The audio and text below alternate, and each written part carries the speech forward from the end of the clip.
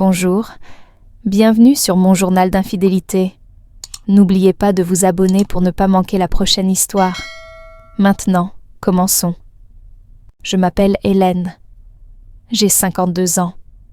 Et voici l'histoire de comment j'ai découvert que mon mari avait une autre vie. Il y a 10 ans, je pensais avoir tout.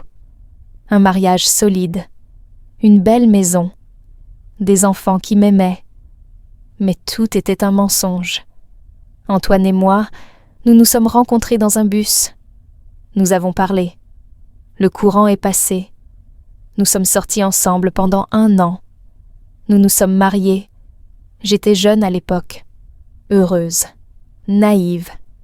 Je faisais toujours des régimes, même si je n'en avais pas besoin. Antoine me disait « Arrête ces bêtises, tu es magnifique ». Je croyais qu'il se souciait de moi. Maintenant, je sais qu'il voulait simplement me contrôler. Antoine n'était pas romantique. Il ne m'apportait pas de fleurs. Il ne me surprenait pas avec des petites attentions. Une fois, il a essayé de m'apporter du café au lit. Il a tout renversé sur ma robe préférée. Je lui ai demandé de ne pas recommencer. Mais il m'appelait du travail. « Hélène, mets un pull. Il commence à faire froid. » Je pensais que c'était ça, l'amour. Nous avons eu 2 fils, Thomas et Julien. Antoine leur a appris à me respecter. Il a été un bon père. Je ne le nierai jamais. Au fil des années, Antoine a progressé professionnellement. Ouvrier du bâtiment, responsable, propriétaire de sa propre entreprise. Nous avons construit une maison en périphérie de la ville. Il m'a dit de ne pas travailler. Occupe-toi de la maison, du jardin. Profite. Et j'en ai profité.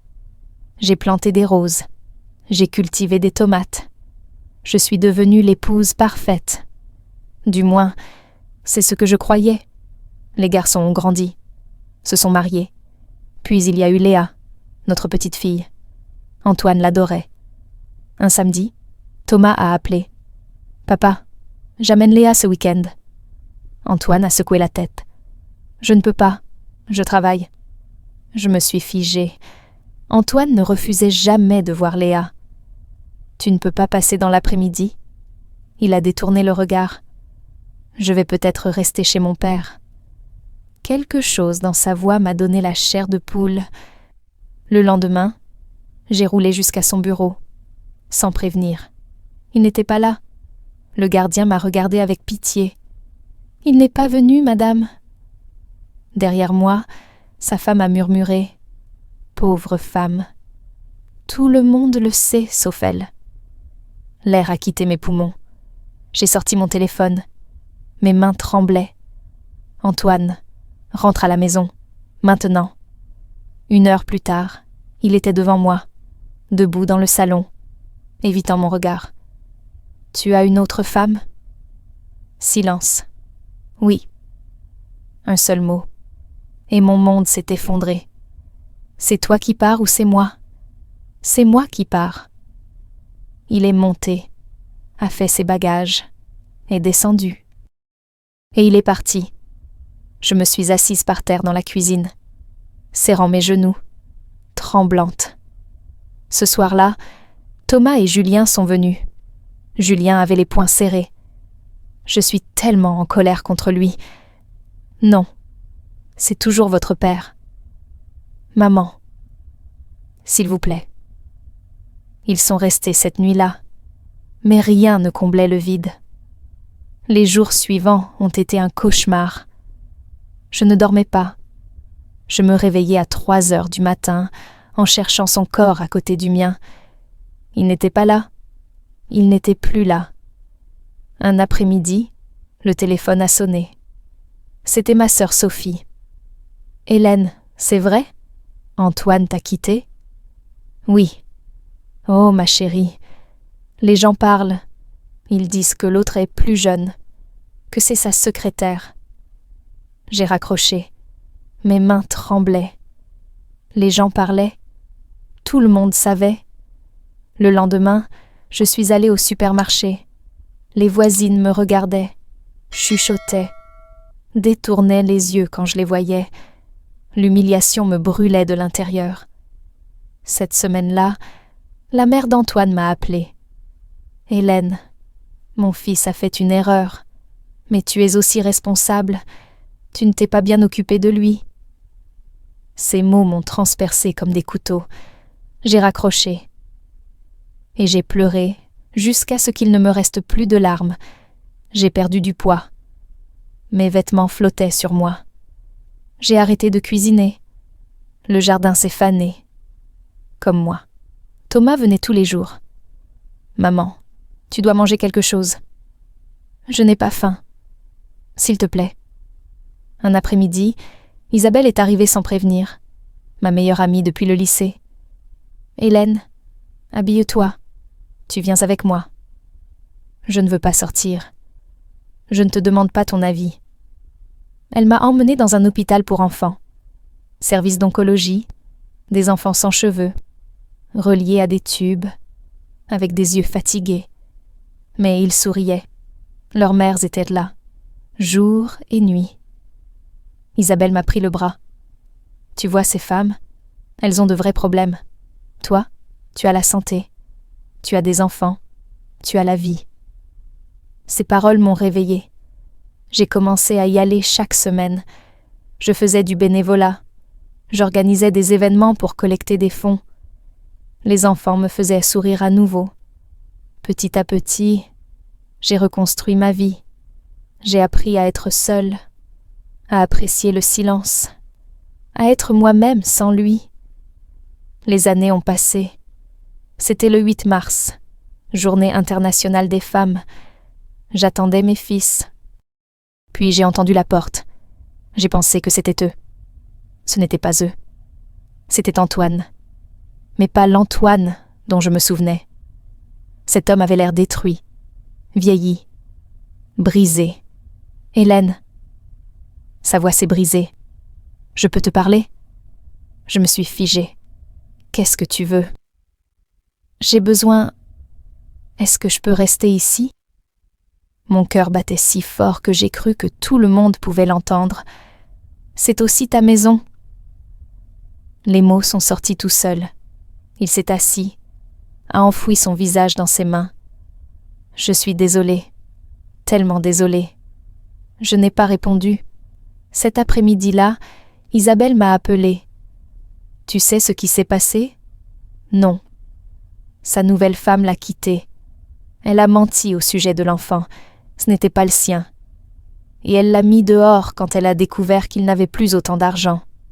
J'ai raccroché. J'ai ressenti... Quoi ? De la satisfaction, de la pitié, de la rage, tout et rien. Le lendemain matin, j'ai préparé le petit déjeuner. Par habitude. Antoine est descendu, s'est assis à son ancienne place. « Ça sent bon, Hélène. » J'ai posé l'assiette devant lui, sans le regarder. « Ta cuisine m'a manqué. » « Tu as fait ton choix. » Nous avons mangé en silence. Cet après-midi-là, Thomas et Julien sont arrivés. Ils ont vu Antoine dans le jardin. Thomas est entré, furieux. Qu'est-ce qu'il fait ici ? Il a besoin d'un endroit où rester. Maman, après ce qu'il t'a fait... Thomas. Julien m'a fixé. Tu n'es pas obligé de le laisser rester. On peut s'occuper de toi. J'ai besoin de réfléchir. Maman, les gens vont parler à nouveau. Tu es prête pour ça ? Il avait raison. Je pouvais déjà imaginer les chuchotements, les regards. Cette nuit-là, je n'ai pas pu dormir. Les gens peuvent-ils changer ? Puis-je pardonner ? Est-ce que je veux pardonner ? Le lendemain matin, Antoine réparait la clôture. Je l'ai observé depuis la fenêtre. Ce n'était plus l'homme fort dont je me souvenais. Je suis sortie. Tu n'es pas obligé de faire ça. Je veux aider. C'est toujours ma famille. La famille ? Tu t'en souviens maintenant ? Il a posé l'appel. Je sais. Je n'en ai pas le droit. Mais... Ne dis rien. Je suis rentrée. Une semaine plus tard, Léa est venue en visite. Elle a vu Antoine. A crié. Papy !» Elle a couru vers lui, l'a serré dans ses bras. Antoine l'a soulevé. Ses yeux brillaient. « Mamie, on peut aller au parc ? Tous les trois. S'il te plaît. » Je ne voulais pas. Mais son petit visage me suppliait. « D'accord. » Au parc, Léa jouait sur les balançoires. Antoine et moi étions assis sur un banc. Merci de me donner cette chance. Je n'ai encore rien décidé. Je sais. J'attendrai le temps qu'il faudra. Cet après-midi-là, quand nous sommes rentrés, il y avait une voiture garée devant la maison. C'était Sophie, ma sœur. « Hélène, qu'est-ce qui se passe ? Antoine vit ici ? C'est temporaire. Les gens parlent à nouveau. Ils disent que tu es idiote de le laisser revenir. » Ces mots m'ont blessée, mais je ne l'ai pas montré. Je me moque de ce que disaient les gens. Tu devrais t'en soucier. Tu dois penser à ta dignité. Quand elle est partie, je suis restée à fixer la porte. Avait-elle raison ? Étais-je idiote ? Les semaines ont passé. Antoine réparait des choses. Il a peint la clôture, taillé les arbres. Il travaillait en silence. Un après-midi, Isabelle est venue prendre un café. « Comment tu te sens avec tout ça ?» Confuse, en colère, fatiguée. Fatiguée de quoi ? D'être en colère, de porter cette haine. Isabelle a hoché la tête. Tu n'es pas obligée de lui pardonner tout de suite, mais peut-être que vous avez tous les deux besoin de guérir. Ce soir-là, je l'ai appelé à table. « Antoine, parlons. » Il est devenu pâle. « Oui, je ne sais pas si je peux te pardonner, mais je veux essayer. » Ses yeux se sont remplis de larmes. « Merci, Hélène. À une condition. Si jamais tu sens que tu veux repartir, dis-le-moi. Ne me laisse pas dans le noir. Je te le promets. » Nous avons commencé à parler davantage. De Léa, des enfants de l'hôpital, du jardin, jamais du passé. Jusqu'à ce qu'un soir je lui demande « Pourquoi as-tu fait ça ?» Antoine a baissé les yeux. Je me sentais invisible, vieux. Elle me faisait sentir jeune à nouveau, spéciale. Je te faisais sentir invisible ? Non, c'est moi qui me sentais comme ça. Tu n'as rien fait de mal. Alors pourquoi ? Parce que j'étais un lâche, parce que j'ai cherché une issue facile au lieu de te parler. Ces mots semblaient sincères, mais était-ce suffisant ? Un mois a passé. Un jour, j'étais dans le jardin quand j'ai entendu sa voix à l'intérieur de la maison. Il était au téléphone. Son ton était tendu. Je suis entrée. Il a raccroché. Son visage était complètement blanc. Qu'est-ce qui s'est passé ? Il m'a fixée, a avalé difficilement. C'était elle. L'air s'est figé entre nous. Qu'est-ce qu'elle voulait ? Elle dit qu'elle a fait une erreur, qu'elle veut que je revienne, que l'enfant est bien de moi, qu'elle a refait un test. J'ai senti mon cœur se déchirer à nouveau. Et qu'est-ce que tu lui as dit ? Non. Pourquoi ? Parce que je suis ici, en train d'essayer de reconstruire ma vie, avec toi. Je me suis assise lentement. Pourquoi tu me dis ça ? Parce que je ne veux plus de secrets. Je l'ai fixé. Tu l'aimes encore ? Silence. Puis, à peine un murmure. Une partie de moi. Peut-être. Les larmes ont roulé sur mes joues. Mais j'ai réalisé quelque chose. Il a levé les yeux. Elle me faisait me sentir vivant. Toi, tu me faisais me sentir chez moi. Et maintenant, je comprends que l'excitation passe. Mais le foyer reste. Je ne sais pas si c'est suffisant. Je comprends. Mais j'ai choisi de rester, pas parce que je n'ai pas d'option, mais parce que je veux être ici. Cette nuit-là, je n'ai pas pu dormir. J'ai choisi de rester. Était-ce suffisant ? Le lendemain matin, j'ai appelé Isabelle. Il dit qu'il m'a choisi. mais il ressent encore quelque chose pour elle. Les gens sont compliqués, Hélène. Ce qui compte, c'est ce qu'il fait, pas ce qu'il ressent. Et s'il me fait encore du mal, alors tu y feras face. Mais si tu vis dans la peur, tu ne seras jamais heureuse. Elle avait raison. Mais alors, autre chose s'est produit. 3 jours plus tard, j'ai reçu un message d'un numéro inconnu. Il te ment encore. Il lui parle toujours. Demande-lui pour les appels nocturnes. Mon sang s'est glacé. Ce soir-là, j'ai attendu. Antoine s'est couché tôt. À 11h, j'ai entendu son téléphone vibrer. Je suis descendue, silencieusement. Il était dans la cuisine, parlant à voix basse. « Je ne peux pas, je te l'ai déjà dit, j'ai besoin de temps. » Pause. « Oui, je ressens encore quelque chose. Mais ça ne veut pas dire. » Pause. « Je ne sais pas. Laisse-moi réfléchir. » Il a raccroché. Il s'est retourné et m'a vue. « Hélène, depuis combien de temps ? » ?»« Quoi ? Depuis combien de temps tu lui parles ? » Il a baissé les yeux. « 2 semaines. »« 2 semaines ? Et tu ne m'as rien dit. » Parce que ça ne veut rien dire. Elle est juste confuse. Elle avait besoin de parler, de... Et toi, tu avais besoin d'écouter ? Hélène, sors de ma maison. S'il te plaît, sors.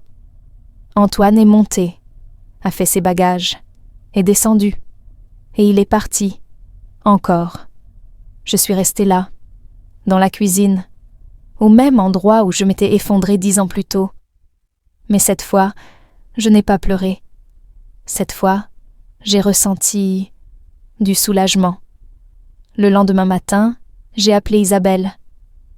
Je l'ai mis dehors. « Tu vas bien ? » ?»« Oui. Pour la première fois depuis longtemps. Je vais bien. Thomas et Julien sont venus cet après-midi-là. Tu as fait ce qu'il fallait, maman. Je sais. Sophie a appelé aussi. Je savais qu'il n'avait pas changé. Ce n'est pas à propos de lui, Sophie. C'est à propos de moi et de ce que je mérite. 6 mois ont passé depuis. Antoine a essayé d'appeler plusieurs fois. Je n'ai pas répondu. Il m'a envoyé des fleurs. Je les ai données à l'hôpital pour enfants. Un jour, il est venu à la maison. Je n'ai pas ouvert la porte. Il a crié de l'extérieur.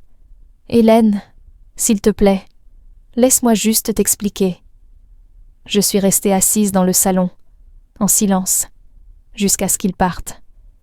Léa vient me voir chaque semaine. Elle demande après son grand-père. Je lui dis « Papy va bien, mais il vit ailleurs maintenant. » Je ne lui raconte pas les détails. Elle n'a pas besoin de les connaître.